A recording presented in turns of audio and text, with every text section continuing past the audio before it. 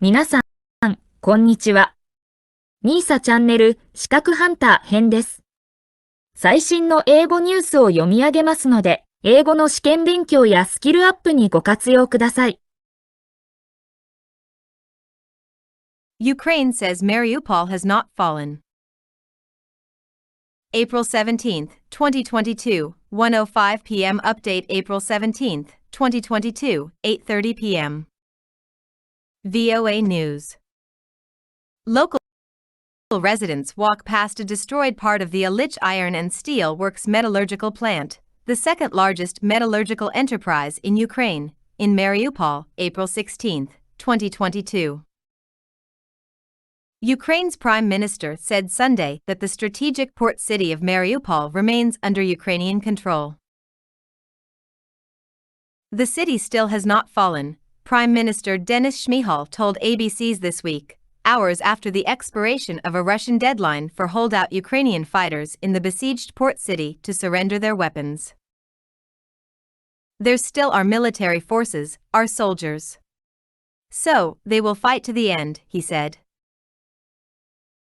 Asked about reports that Russian President Vladimir Putin believes Moscow is winning the war, Shmyhal noted that while several cities are under siege, only Kherson in the south has fallen under Russian control.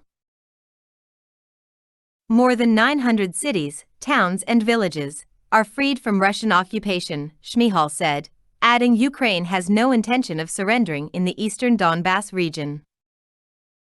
Watch related video by Arash Arabasadi. Direct link. On NBC's Meet the Press Sunday, Austria Chancellor Karl Nehammer said Putin is in his own war logic and believes Russia is winning the war in Ukraine.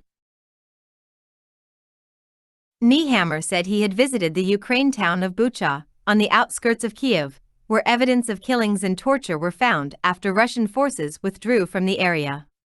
He later met with Putin in Moscow and said that he confronted the Russian leader with what he had seen in Bucha, adding, it was not a friendly conversation. On Saturday, Zelensky said that if surrounded Ukrainian troops in Mariupol were killed, peace talks with Moscow would be scrapped. Putin had already said the talks were at a dead end. Shmyhal said Sunday that Ukraine wants a diplomatic solution if possible. We won't leave our country, our families, our land, he added. Zelensky tweeted Sunday that he had discussed ensuring Ukraine's financial stability and preparations for post-war reconstruction with International Monetary Fund Managing Director Kristalina Georgieva. On Twitter, Georgieva responded, saying that support was essential to lay the foundations for rebuilding a modern competitive #Ukraine. Zelensky, in an interview with CNN taped Friday and aired Sunday, said Ukraine is prepared to fight for the Donbass region. The battle will be critical, he said. If Russia were to capture Donbass, it could once again try to seize Kiev. It is very important for us to not allow them to stand our ground, because this battle can influence the course of the whole war, Zelensky said.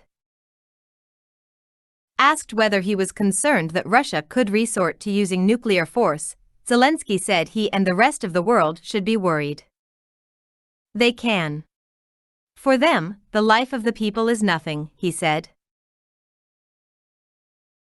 Russia initially described its aims as disarming Ukraine and defeating nationalists there. Kiev and its Western allies say those are bogus justifications for an unprovoked war of aggression that has driven a quarter of Ukraine's 44 million people from their homes. Some information for this report came from the Associated Press, Reuters and Agence France-Presse. 以上で、今回のミーサチャンネルは終了です。最後までご視聴いただきまして、ありがとうございました。よろしければ、高評価とチャンネル登録をよろしくお願いします。